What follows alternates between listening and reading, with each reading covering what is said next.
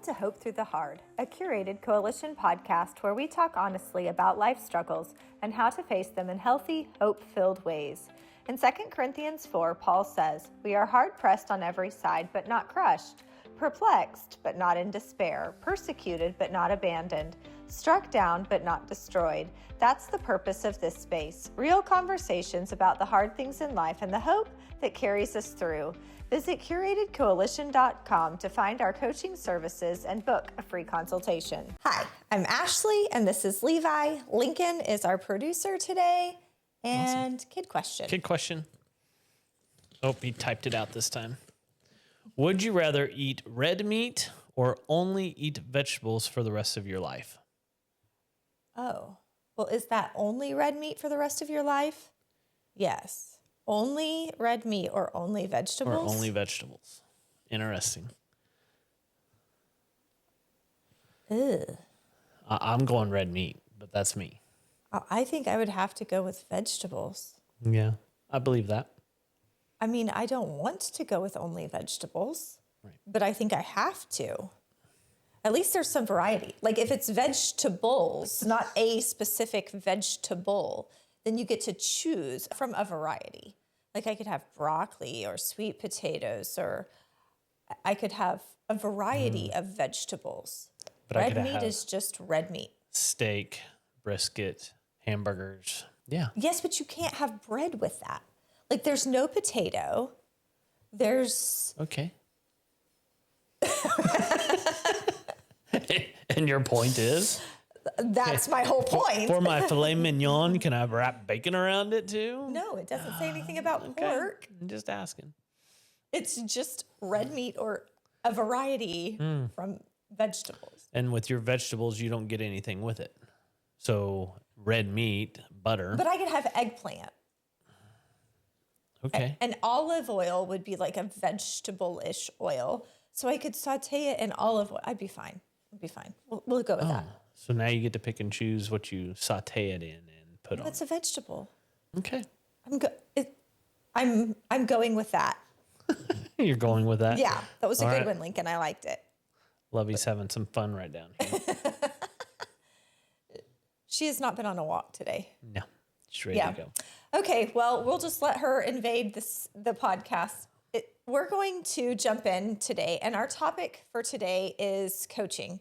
We routinely mention that we have coaching on our website, curatedcoalition.com, but I don't think we've ever taken the time to explain what coaching is, why it's important. I think when most people hear coaching, they think about being a little kid and someone like forcing them to play a specific position on a baseball team or having total control of like what play they run on a basketball court or in a football field.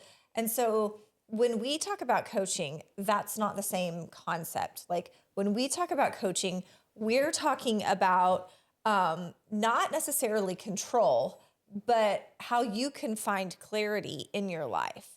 And so the coach is not telling you what to do, but they're offering you solutions based on their past experience and showing you clarity in the situations that you're currently in. So that's sort of the topic of conversation today. Yep. So one of the things that kind of ties into what a lot of people see coaching as is therapy. Yeah. And coaching is not therapy. It's not okay, sit on our couch and lay here and then just spill out all of your stuff. And we just say, okay, great. Thank you for letting me write all this down. And you just shared and go feel better about yourself because you got to say something. It's not therapy. It's not just also just giving advice either. It's not just saying, well, here's my advice today. It's diving in a little bit more of what's really going on. Yeah. Yeah. I think my experience in traditional therapy and others that I have also talked to is that therapy is mostly concerned with changing your behavior. Right. It's like cognitive behavior change. So changing the way you think will change the way you act. Yep. And while there is some truth to that, coaching from our perspective is a little bit different.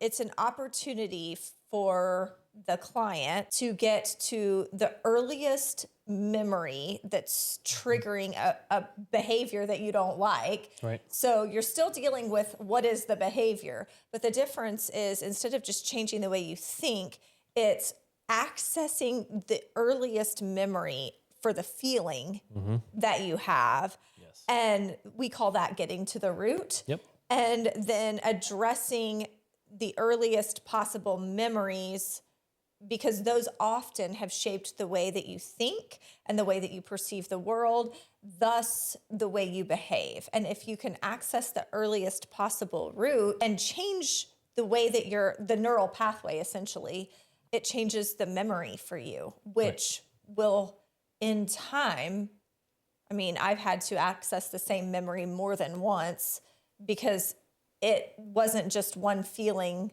that was being produced in my behavior. Right. Like one memory might have triggered abandonment, and it also might have triggered anger. Yep. And so, every time I'm finding a new emotion, I'm going back and re-accessing that same memory. Yep. But it gives you an opportunity to change the way you see the world and to correct those neural pathways to something healthier, which will change the way you behave. Right. Which is so much different than what even we were taught of what counseling therapy was. So another part of, yes, we're giving our advice because of the situations that we have been through. Right. And that's kind of the situation. And we've seen everything, or we've heard everything, or we've been through it. And all the times of those different situations also is God opening up our eyes to see what needs to happen. So this coaching definitely is not just us just giving advice, but it's also spirit-led. Where God is opening up our eyes and our hearts to what's going on, but also praying during these sessions and letting God open up your eyes and your heart to situations of what may be going on as well. Yeah. And I don't know that I would agree so much with we're not saying that we have seen every circumstance. Right. But emotionally, we have probably experienced, because humans experience the same emotions. And so there are similarities that we can draw from. Yeah. Obviously, if someone is in an area that we are unfamiliar with or unprepared for, we would refer that out. Yeah. Maybe to traditional therapy. And there are certain situations that we're not equipped for. Right, for sure. And whenever that does happen, yes, we have to release this out to somebody else. Right, right. And so one of the things that I really love about coaching is that it helps you build a plan for your future. You have the opportunity to see things more clearly. You have an opportunity for accountability and a plan, usually of action. Like, here is how I get from this position that I'm currently in. Now I can see the path clearly, and I have a plan to get there. And it helps you visualize. You are truly visualizing when you are triggered, and we'll talk a little bit about what that means. But when you're triggered, you're visualizing the places when you've been triggered. You're visualizing the situation and going back in that memory to clean up the mess that was created, oftentimes not by you, but by an adult when you were a child, often unintentionally. Generally, the adult never intends to be harmful. Obviously, there are cases of abuse when the harm was intentional. You're cleaning up those situations and those visualizations and really, truly accessing new neural pathways and creating new ways of thinking, which is an incredible thing, an incredible way that God created the human brain to work. Yeah. Well, and a lot of that is also what we are taught of how to communicate. So with the coaching that we do is we give you the ability to have the access to learn how to have those emotions, name those emotions, and then how to communicate those emotions and talk through those situations, because as sometimes some of this hurt on us was due to no communication from our parents or an adult to actually share emotions and what that really is supposed to mean and how that feels. I think a lot. I mean, it was really kind of revolutionary to me that there's more than one emotion. Right. My first emotion almost always is anger. And not every memory is anger. And learning to access, like, what am I really feeling? okay, this is jealousy. I might be angry on top of it, Right. but underneath I'm angry because I'm Jealous. jealous. And so figuring out something past that initial emotion, which for a lot of people is anger, or hurt, and hurt isn't necessarily an emotion. Right. But getting past anger for me was huge, and getting down to what am I really feeling? What are the other emotions that are associated with this? And then cleaning that up. Well, and what you're saying of what other feelings that associated with goes back to one of the questions we like to ask is, when's the first time you felt like that? Yeah. When's the first time you had that anger or jealousy feeling? And then start to build from that part of going, okay, this is where you started to believe this is how things were supposed to be. And this is how I'm supposed to react. And a lot of us weren't supposed to communicate anything, which is why it's all. Yeah. Children were bottled to up. be seen and not heard. Right. Yeah. In a lot of places and spaces, even when we were still kids, like that was, Oh, yeah. yeah. Even in our 20s and We were getting told still, that. we were still encountering people with that mindset that children are to be seen and not heard. And so when children aren't allowed to be heard, they don't develop communication skills or learn to access what emotions they're feeling because they're not allowed to say them. Right. So I think that a big part of people's hesitation with like what is coaching is it biblical? Right. And in the Bible, we read over and over and over again that is full of that. It's full of mentoring. It's full of apprenticeship. It's full of specific spots of, now you're going to fill my shoes and come into this space, or you're going to lead people and this is what's going on, or you've sinned and here's some accountability that needs to happen, and just continues to give us illustrations because that's how God made us to be in relationships with each other. And so here's how we're supposed to do it. Yeah.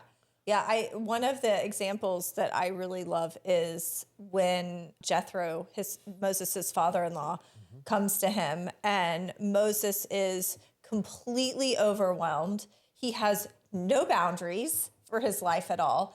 Everyone is bringing every single teeny tiny dispute to him. All of it. And he is just all day like offering people, oh, you should do this, and oh, you should do this, and you should do this. And in Exodus 18, verse 7, Jethro says, what you are doing is not good. And never. That's pretty direct. And he says, you're just wearing yourself out. Yep. And what discernment on Jethro's part to look at his son-in-law and love him enough to say, hold on, kid, what you are, which is humorous because he wasn't a kid, but what you are doing isn't good. You are exhausting yourself. It's time for you to put up some boundaries and delegate. Yeah. And he sort of lays out that plan for Moses. And down in verse 24, it says, Moses listened to his father-in-law and did everything he said. Yeah. And he, in turn, chose men and delegated responsibility. And then it says, Moses sent his father-in-law on his way, and Jethro returned to his own country. Yeah. That's the perfect picture of what coaching should look like. Once you have met the goal, you can continue if you would like, but you are free to move forward and, return when you have an issue.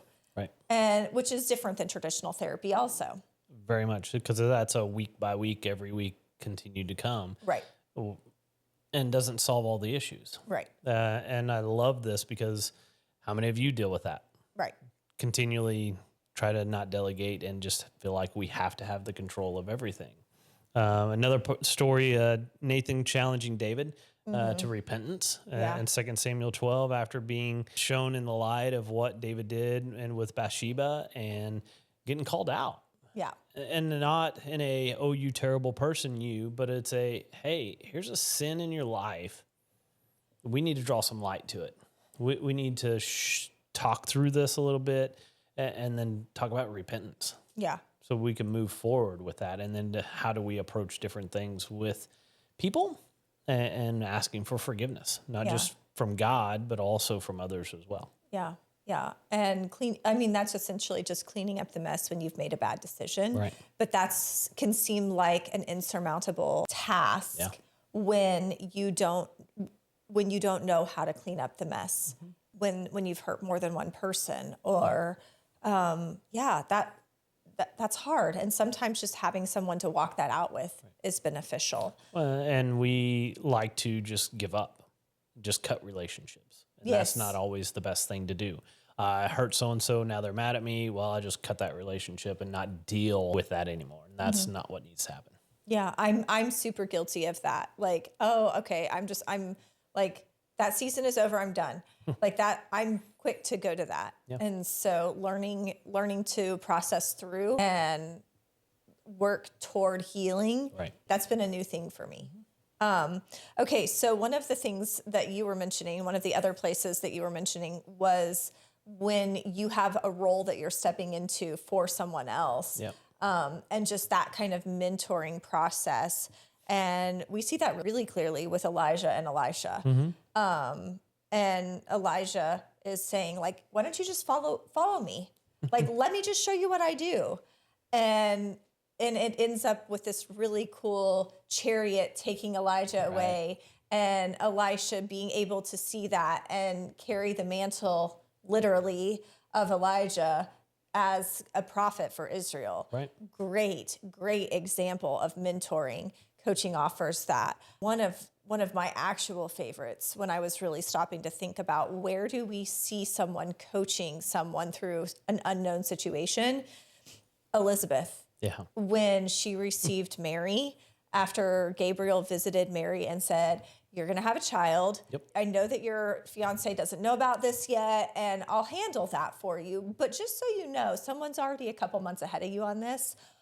Your cousin Elizabeth, why don't you go visit her? Go talk to her. Yeah. She'll help you. And when Mary goes, and the relationship between those two, even though there's an age difference, the relationship that those two had and the mentoring that took place and the affirmation that they were able to give each other. Right. When Jesus leapt, or when John the Baptist leapt in Elizabeth's womb, when he heard Mary's voice, the affirmation that Elizabeth was able to give to Mary then, and the encouragement that Mary received from that, beautiful picture of coaching. Yeah. Beautiful. Yeah. Paul in the New Testament, mentoring pastors as he traveled on all of his missionary journeys. Every time he would go to a church, I mean, that's literally what every single Pauline letter is, hey, I know you've carried on the work. Let me encourage you in these things. Right. And so you know that every single church he planted, as he did his missionary journeys, he was mentoring those pastors. He was mentoring the people who were going to essentially, same as Elijah and Elisha, carry the mantle and pastoring that area. Yeah. And so that's another great example of coaching. Well, and it goes back even into high priests and what they used to do. And so the high priest always had to train somebody else to take its place whenever he was about to step down, because there are specific rules of every little thing that had to happen. And if not, then defilement and so on. And we read about how the leadership of the churches would do that, not just there, though. Also, apprenticeships would take place in all the different fields. So if the young man back then wasn't supposed to be a high priest, then what do you be? Well, Jesus didn't be a high priest originally, so he became a carpenter like his father, Joseph. And so they were taught, you're going to work in this, and I'm going to teach you, and bringing them up into those situations. There's some fields today that still do that, electricians and plumbers and some of those trades. But it's really interesting of how we just kind of focus it into just those small things, which is good. But sometimes we need to have some of that for our emotional stuff as well. How do I handle my hurt? How do I handle my pain? And how do I, especially if you're a minister, how are you helping people to be able to handle their weaknesses and to help those that they're continually worshiping with and shepherding, and to grow into leadership roles as well? It needs to happen. As Christians, we need to build each other up and teach each other how to be better in a lot of situations, because we're called to go and tell people about Jesus. And we need to have some of those things of where, build each other up, hold each other accountable, and grow. Oh, and I think something that you said made me think that a lot of pastors don't have that Right. for themselves, that there's no one holding them up. There's no one supporting them. Most pastors sort of feel like an island, like surrounded by people who are constantly battering down their doors saying, help me, help me, help me. Right. And they don't have anyone to stand behind them Right. and hold them up. Yeah. And coaching offers a really good opportunity for pastors to receive that when they generally don't. Yeah. Well, and that. there's a video that I shared with you earlier that where a guy kind of talks and really brings out some darknesses of churches and leadership. And one of the things that it said is that we continue to look at our pastor, who's supposed to be a pastor, but then also is supposed to be a manager. And if he's not a great manager, then he's missing a whole lot of things. And then staff doesn't understand what they're supposed to do. Others around don't know where they're supposed to be. Communication's not happening. So functions and events aren't taking place and flowing smoothly because he's being a pastor. Yeah. And he's one-on-one with people, and where they're called to be managers. But we're not trained to be managers. And Right. so it's like, okay, how do we give our leadership of churches the ability to have grace, but also give them the ability where they're starting to feel a lot of shame because of all this, give them a place like coaching to be able to talk through how they feel and what they should be doing. And maybe like Moses, delegate. Yeah. And learn to ask their leadership the right questions. Right. How do I obtain access to training? If this is my role and I've never been trained in it, how do I obtain access to this kind of leadership training where you teach me how to manage and delegate and do these things? That's not what they teach in Bible college. No. So that's not what they teach in seminary. Nope. So if you're getting someone as a church who is a pastor, that's a very different role. Right. And so teaching the pastor to ask the right questions from their leadership and find out expectations so that they're not failing and they don't feel shame and they don't feel guilt. And they're free to be also good husbands and fathers and perform well at home and not be carrying the weight of that guilt and shame. That's rough. Home. That's hard. Yeah. That's hard because that's very heavy. Very. Yeah. So one of the things that we like to do is to recognize that God uses questions and reflection. A really great example of that is at the end of the book of Job, when Job has lamented and he's mad, and God says, where were you when I laid the foundations of the earth? Right. Oh, where were you when I set the storehouses of snow in the sky? Like, where were you? Who are you? And that gave Job the opportunity to stop and reflect. And that's sort of the pattern for coaching. Obviously not quite that direct. Hope not. But just asking questions and then giving time for reflection and then asking other questions. And that's sort of the pattern that coaching likes to set up, which I think is another really great thing is, yes, this is biblical. It's not Freud. It's biblical. Right. And this is where God continues to set all this up. It's God's story of laying out all this stuff throughout the Bible. Men and women who are in leadership get to be able to show in their faith, their own experiences, and accomplish greater things than they could ever do on their own. And this is a cool spot of where coaching helps everybody be able to kind of pour into this. I can give so much and I can do so much on my own, but whenever I start to have others help pour into me and say, hey, you're kind of avoiding this, or you're not approaching this, or you've got some hurt that's kind of holding you back from these different situations, God's going to put people in your life. And it could be us, or it could be some other life coaches that could help in those situations, and let God move. Open up your heart in those situations and let God say, hey, I'm going to surrender. I'm going to do whatever you need me to do to be better. Yeah. Coaching really just gives the Holy Spirit the opportunity to highlight where growth and healing need to happen in our life. Right. And that happens without shame. It's just an opportunity for you to become aware and then for you to have hope that something can change in your future. Yes, sure. Yeah. Okay. So why do people need coaching? And I think that is because healing's messy. It is. Big time. We often don't know what our blind spots are. We can't see them. We often don't know why we are walking around and we're angry. Or if you're like me, you're running from situations Right. or people and you don't know why. You just want to like get away. Run away. Or anytime something conflict arises, like you were talking about earlier, like just cut it off. That's me. I'm a runner. I'm a fleer. Or why you're forsaking what you want to accommodate someone else. Right. Maybe you're physically stuck, like you don't want to get out of your bed. You don't want to leave your room. You don't want to leave your house.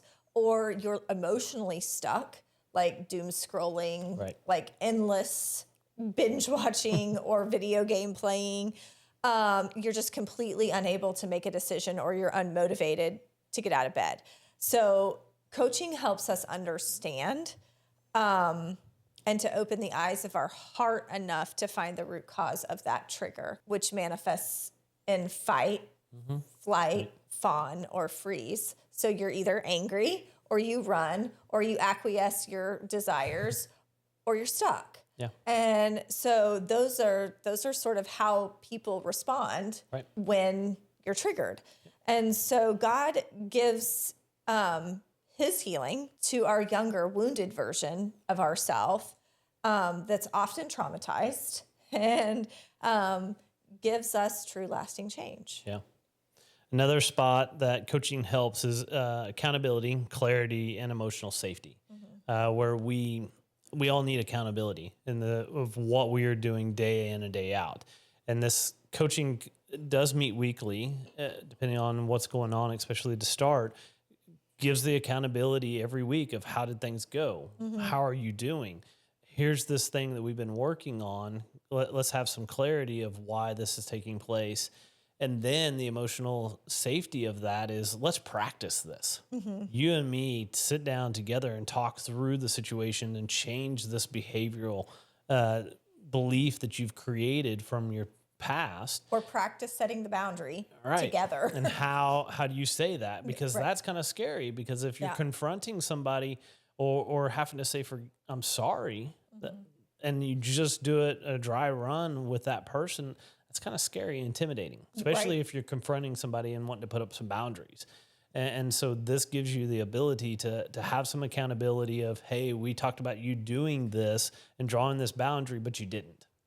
Now we need to have some real conversations. Let's have accountability because we want to see you be better and clarify why those are taken. But the biggest part is giving you a safe space to be able to talk through this and practice what we're talking about to make you better. Encourage people. Encourage. Yeah. I think it's hard.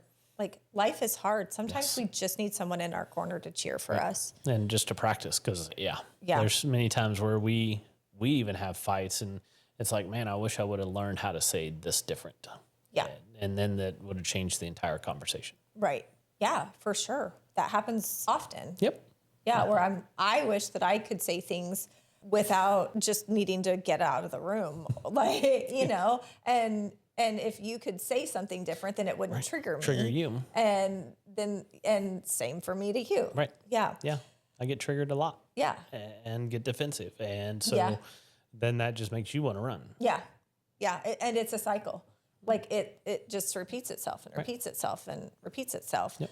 And so people often know what we want to change like that. Like I know I want to stop, like just, well, I'm going to go for a walk. Like, yes, that's a healthy habit, but not whenever you're running from a conflict. That's not a healthy habit. So we often know what we want to change, but we have no idea how to change it. If we knew how to change our behavior, chances are we would have already done it. Correct. So you have to have someone who can step in and say, why don't you try A, B, C, or D? Right. So exactly. Coaching also helps build the bridge between the gaps of what we are struggling with and gets to the root values, and kind of also helping with personal capacity.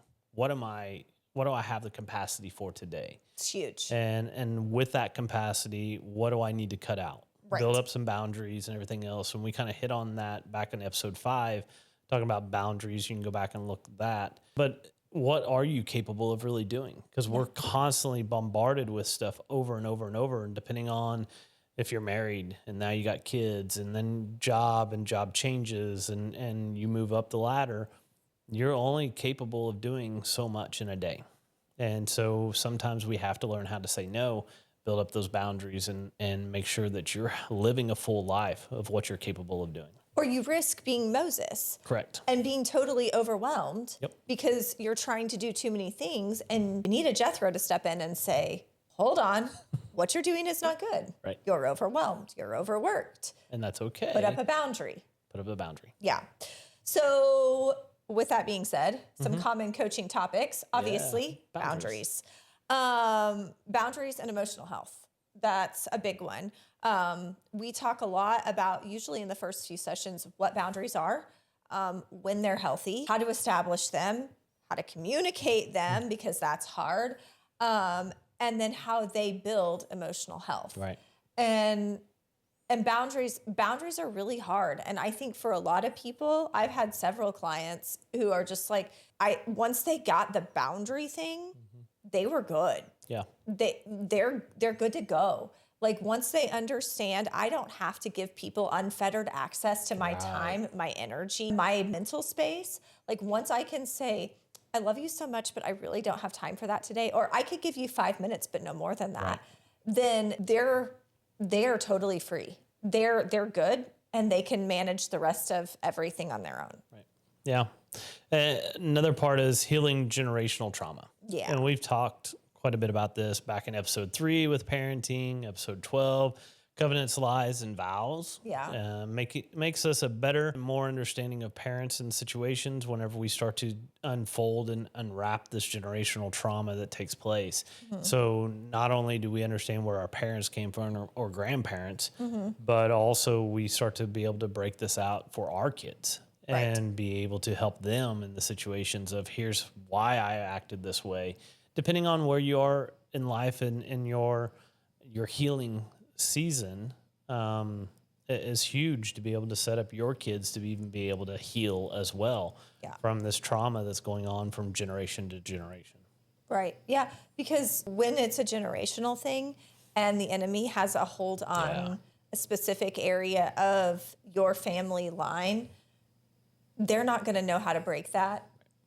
And I mean, you and I have seen that with our kids, things that have happened that you're like, why is this so similar to something in your family, Ashley? Or why is this so similar to something in my family? Right. Why do we just see the same patterns over and over again?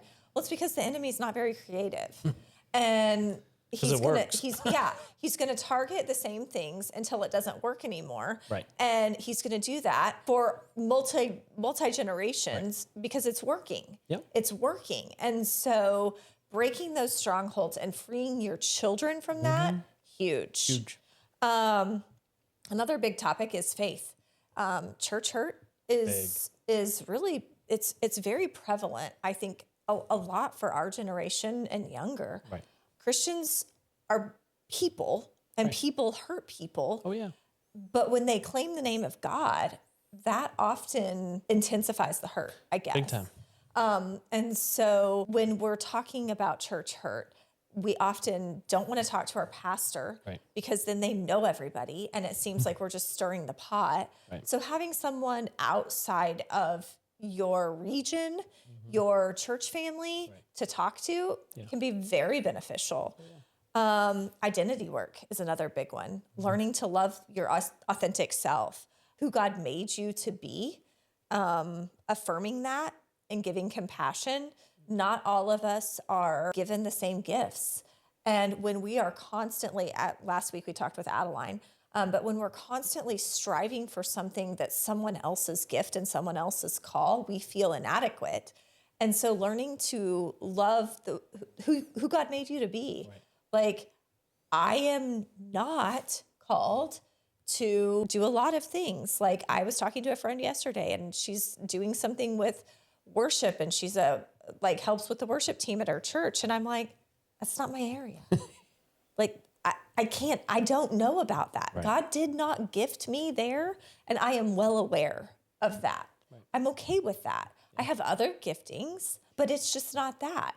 But if I am surrounded by people who are all incredibly gifted with music, I might start to feel inadequate. Right. And so learning to love the fact that God made me me, Right. and that my call and my gift are teaching, not music. Right. Okay.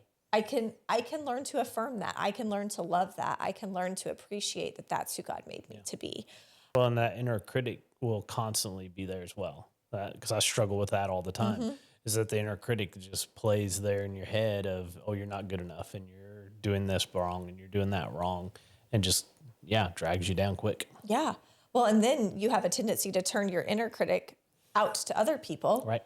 And, you're expecting, just because that's the self-talk that you've given, that you're expecting perfection from other people. Oh, yeah. And so when someone is imperfect, you just shut them out, shut them down, because they failed you. And so all of it plays into each other. And so figuring out how to identify where your hurts are. Yeah. What are you hurting yourself? Right. Is your self-hurt hurting other people? That identity work and faith, and how all of those are tied together. All tied both together. Often parts of coaching. Yeah. Yeah. And then, because this list is long, right? And how far do we go with PTSD, TPDSD? No, TPTSD. And all the letters. And again, some of those situations, we don't know how to combat it. And sometimes we don't know of what to help some people with too. And that's why we said, if we can't handle, then yes, we're going to recommend different areas to go to, but doesn't mean that the coaching has to stop, because there's other realms of, once you start to understand what you're supposed to do in that, then the accountability happens.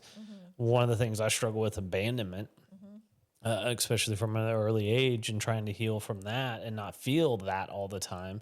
Imposter syndrome, so big. Yep. I've struggled with that a lot as well, where I'm not good enough to be in this position. I'm not good enough to be this. Crazy. I know.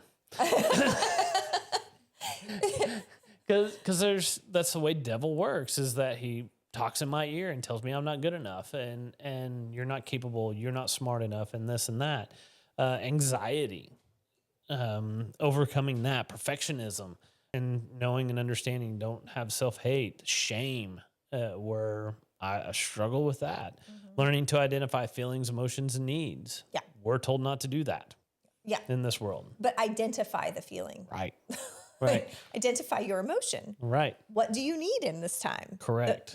Learning to identify and articulate those, huge. Right. Big time. Yeah. Learning to speak compassionately to ourselves. Oh, that's hard. Because we're the biggest critics of ourselves, especially our inner critic, which then comes out as our outer critic. You can see so much sometimes in the way people are acting and how they're treating others, and learning they're probably not compassionately talking to themselves. Yes. And situations of how do we combat that? How to offer yourself affirmations. Yeah. Are you writing them down? Are you telling yourself over and over? And where to find those affirmations in the Bible. Right. Because affirmations shouldn't just be, oh, you're a good dude. These should be found in Scripture. Correct. These should be biblical affirmations, things that the God of the universe has to say about you. Correct. Speak those over yourself. Pray those over yourself. Yeah. That's affirmations. Yeah. God's put you in your position for a specific reason. You're a child of God. He loves you, and he's given you the path to walk for that purpose and reason. Believe it. Yeah. Yeah. Another big topic, communication, relationships. Maybe you're having issues like learning to communicate with your spouse. We've been there. Yep. Or with your children. Yes. With your parents. Yes. Coworkers, church, friends, literally anyone. All of it. Yeah. Right. Also spiritual growth, identifying any areas where you have generational strongholds, which we talked about, episode 3 and episode 12. Yeah. So some results. Yeah. Results of coaching, and what does that look like? Because sometimes we talk about therapy, it's just continually go, and yes, you change your mindset a little bit, but how does coaching help? Anticipate, establish, communicate boundaries. So it's not just talk about it, but it's anticipate it. It's setting it out. And here's the timelines, and how am I going to establish that with confidence and make that put in place and build confidence and emotional resilience whenever situations are going to happen inside of the coaching or out. I think that was great of what you said is coaching may be just for a couple of months or maybe for a year and you're good for a little while and then seasons change. And then, hey, I need some reassurance. I need to get back into this and kind of have some clarity and give me some confidence in And this new help me situation. set new goals. Correct. Yeah. Yeah.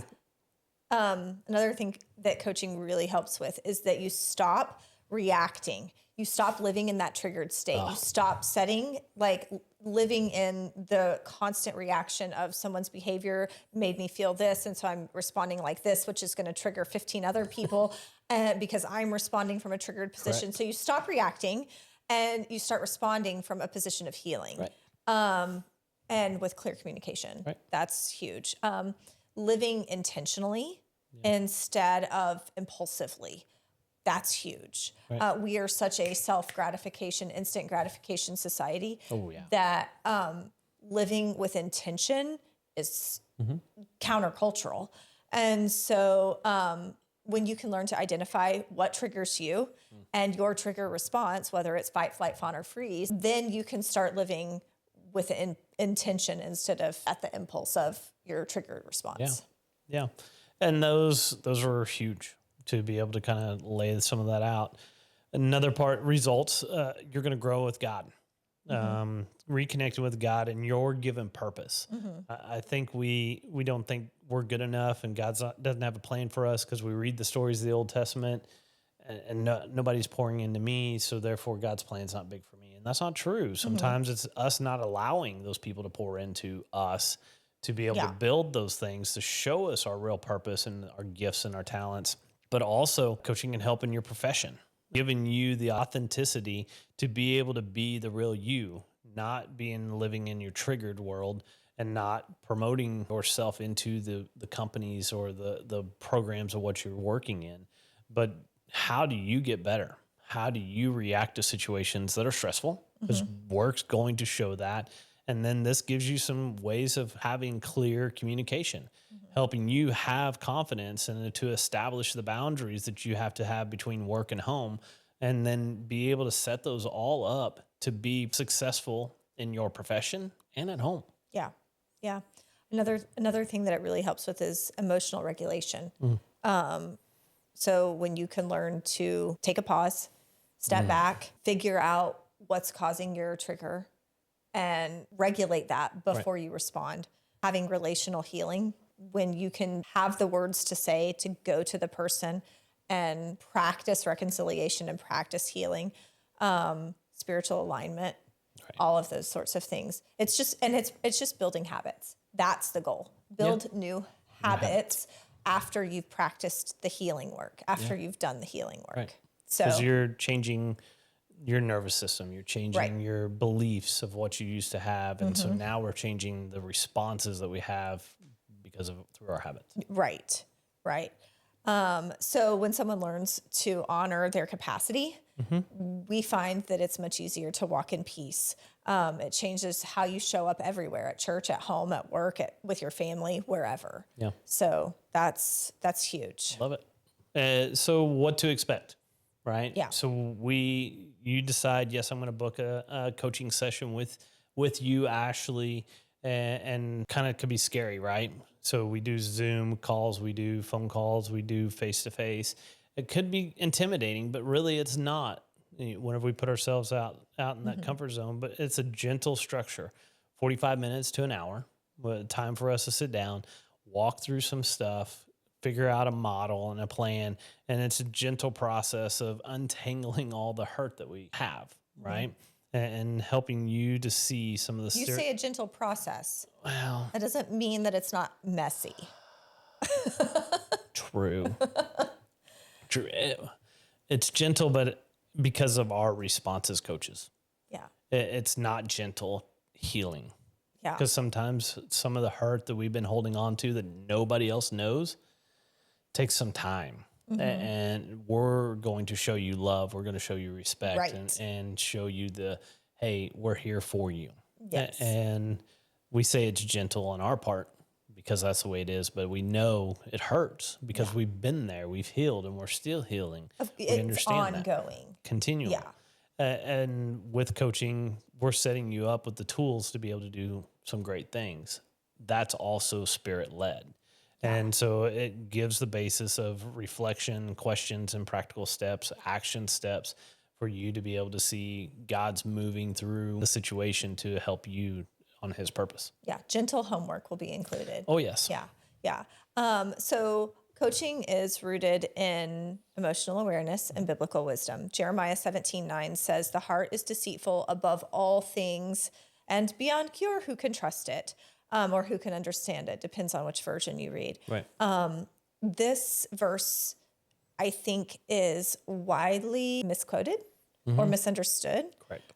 It bothers me because I feel like people use it to poo-poo having any kind of emotional response. Right. I know you laugh at my word poo-poo, but like that's really what I feel like happens a lot in the church world is, oh, well, you had an emotion. That's so bad. The heart is deceitful. Don't trust your heart. Right. Okay, but God gave you emotions. Right. Like God gave you the emotions and the ability to feel them for a reason. They are generally the best tool that we have to be able to figure out where the hurt is so that God can do the healing work. Right. Like he is waiting, he is using those emotions that everybody wants to poo-poo. He is waiting for you to say, I have this emotion, God, show me how to heal it. Right. And when we learn to heal it, that's an opportunity for us to then walk alongside someone else and show them how to do the same thing. Like he could work a miracle and erase all of our memories and like keep all of us from ever having trauma or hurt or dysfunction anywhere in our lives, but he doesn't.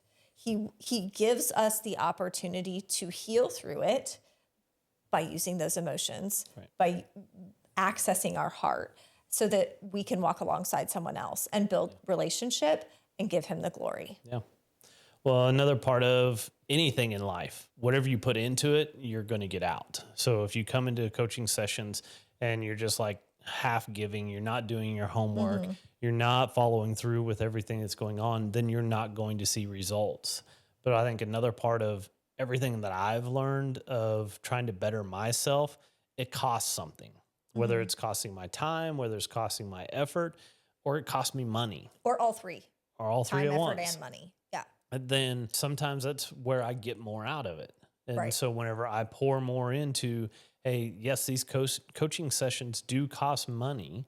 It's not drastic. It's not huge. It's not more than what therapy is. The problem with coaching in our country is that it's not regulated. So there's not a certified board that has to regulate like a therapy or counselors. So there's not insurance that can pay for that. Yeah. But what that means is that it's an investment in yourself. You taking an investment into yourself to better yourself and to get the help that's really there to really push you. You can go and find free, life coaches and stuff like that. And sometimes those are great. But what we have learned is that if I put in money into this, I'm going to make sure I get my homework done because I'm paying for this. And I'm going to make sure that whatever I'm going to put out to challenge me is going to be something at the higher level. Exactly. Yeah. So I thought I might be a good idea to just kind of like explain what our coaching approach is. Love it. So we are centered on healing the inner child. Correct. That is the goal. Building healthy boundaries, another major goal, and learning to identify your trigger and your trigger responses. So it depends on what your immediate needs are, where we would start. Might be with boundaries, and it might be your wounded inner child. Correct. But that would just depend on, what you want to work on first. So sometimes boundaries need to be established before your inner child feels safe enough to talk. Right. Pour into that a little bit more of. Well, sometimes you have to set up boundaries with people who are not healthy for your emotional state in order for when you try to access your heart and when you try to access your inner child, if that inner child feels like he or she is going to be immediately shut down because their outside forces around you are always super negative, you might have to put some boundaries up first. So boundaries might have to happen before inner child work can start. Because you need a safe space for that. Right.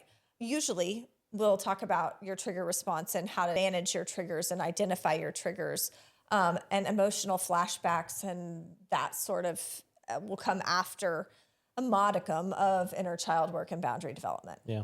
Because there is a lot into that. Even that little part of emotional flashbacks is something that's crazy of what happens. Yeah. And will just trigger where God will open up your eyes and open up your mind to remember some event that happened when you were a little kid. And it's like, wait a minute, my inner child's trying to scream and tell me something as I'm healing, and it's messy. It's very messy. Because it's a kid and it's got a lot of emotions that we have all been just pushing this down. And now, here it is. And what do I do with all these feelings? I last winter, we were sitting at the dinner table and I was like, I had an emotional flashback and I immediately recognized what it was. And it was horrifying, actually.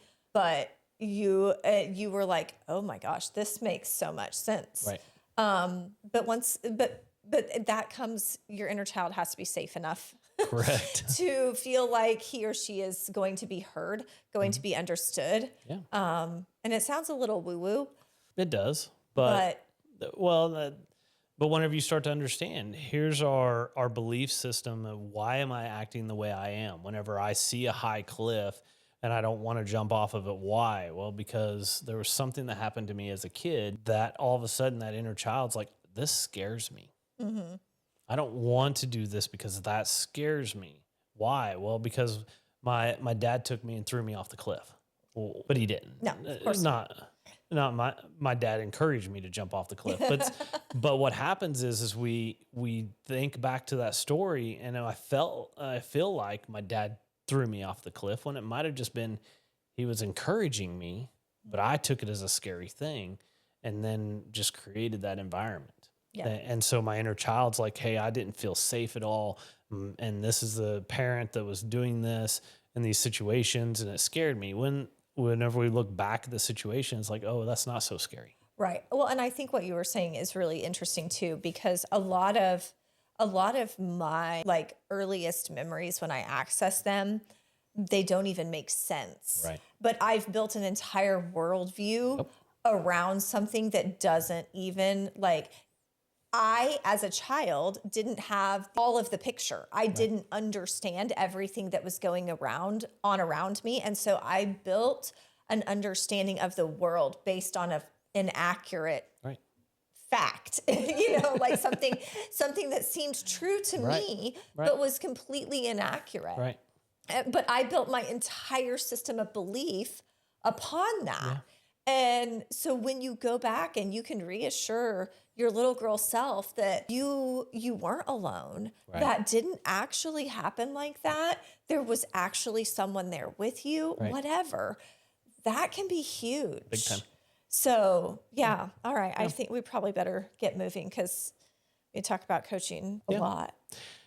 Coaching is it's not about fixing you. Right. Because you're not broken. Not broken, but where it's partnering you with God to help restore what has been broken. Right. Is a key part. You don't need to do this alone. We are here. God is here with you all the time. And there's clarity waiting for you on the other side of the conversation through prayer and practical tools. So we want to invite you to listen to this, what we're talking about, but also go to our website at curatedcoalition.com. And we want to just give you a free session to be able to let you be able to share with us some things. And we can kind of talk through any questions that you might have and then kind of lay out a little bit of here's what we see are some areas and how we could help you and build out a little bit of a plan. Yeah. Yeah. And go back and listen to some of our other episodes too. We have one on boundaries. We have an entire series on darkness. One of those is about covenants, lies, and something else. Vows, yeah. Which kind of talks about generational strongholds. We've got a parenting episode. So go back and listen to some of those other episodes. Yep. Your healing matters. Your clarity matters. Your story isn't over. You just need a little support. Thanks for joining us for today's conversation. My hope is that you leave here reminded that whatever you're facing, you're not crushed, abandoned, or destroyed. That's the promise of 2 Corinthians 4:8-9 and the heartbeat of hope through the hard. Visit curatedcoalition.com for all of our coaching services or to book your free consultation. We'll see you next time.